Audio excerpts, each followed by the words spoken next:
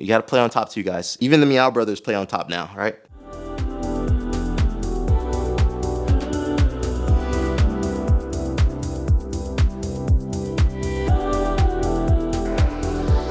Let's get started.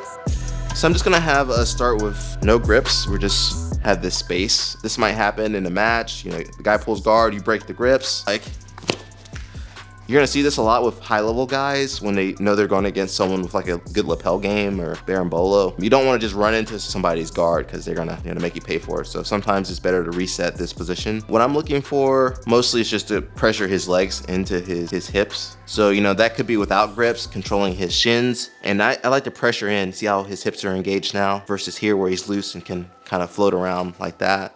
And so I'm making like a C grip, we call this a Lego grip, or I don't know, regular grip.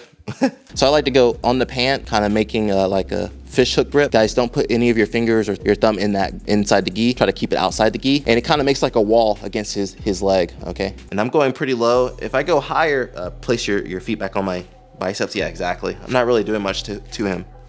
And then from here, I'm kind of straightening my arms out, elbows coming down and pressuring in. I'm gonna pick one side, doesn't matter which side I'm going towards, and I'm gonna start pressuring into his hips, into his legs, okay? There's different ways to do this. You know, I could just easily sidestep, start pressuring in. If he doesn't have any grips, that's fine. I can move just to like a knee on belly here. If he starts trying to grab me, you see how he's got this grip? A lot of times I can let go of that same side and open him up that way, okay? And then take that arm off.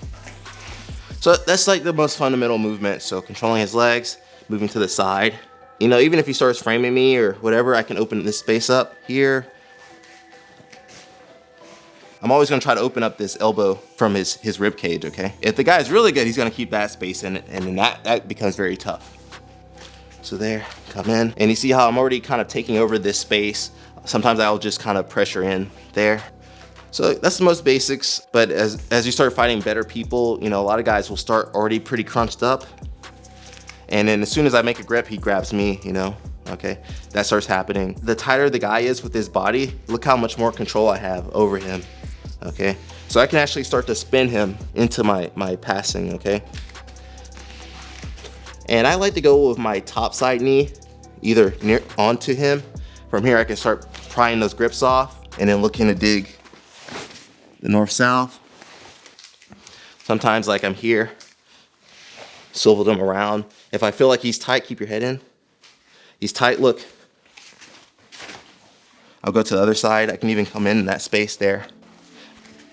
Whee, this is a fun move. So you guys see, I'm like taking all that space away. Before I was saying, if I leave a lot of space, he might be able to lasso over or something, even without my arm. Yeah, exactly. So what I was doing, I came in, and so now there's no space, all right? So that's if the guy is better at this kind of open guard, he's staying tight. I just kind of spin him into the movement, okay? So before I was kind of stepping like a robot, this time it's like more spinning him to the side. Again, if he's holding my elbow or something, I can open up that space, knee on belly. If I feel like he's gonna do like the Marcelo Garcia escape, I can circle out, boom. Or if he goes on his elbow and he tries to sit up like Marcelo does, I'm gonna follow him and start attacking that way. Some other leg placements we might have to deal with. He might have his legs kind of down. You see this for more older guys. In this case, I'm just gonna control the pants, drive his legs to the mat, and then I'm just gonna walk to one side. From here, I can either go knee on belly, boom. You know, it doesn't matter which knee, guys. I use both. Or I'll go old school style and go with my shoulder. Okay, that's old school toreando. What you might see now, a lot of guys, they might have their legs up higher. In this case, it might be hard for me to drive his legs down, so we're gonna go opposite. Go from underneath and drive into him. And look, I'm gonna try to get my knees framing his back, control one hip. I like to go with the cross face.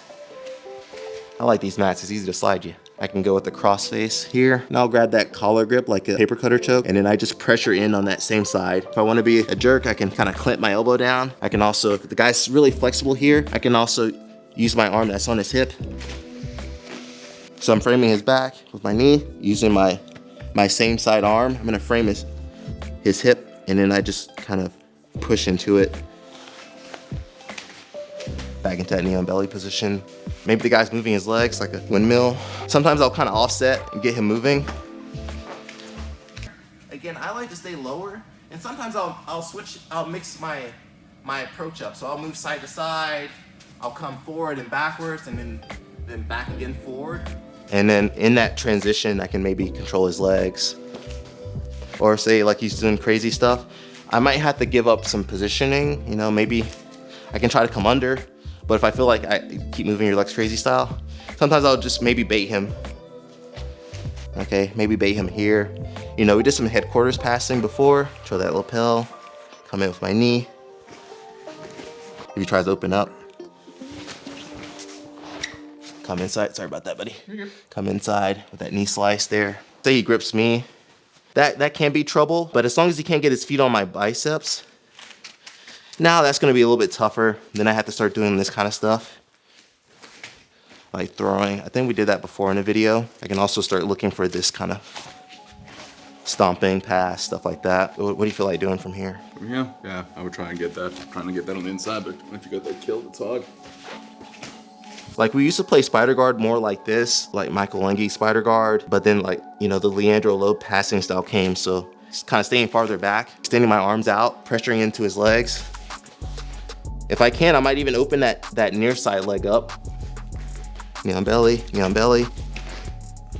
Look, it's open, right? I can break, come inside. I get happy if someone lets me do a toreando, or they're playing open like that, loose like that, man, it's just like, the guy's here.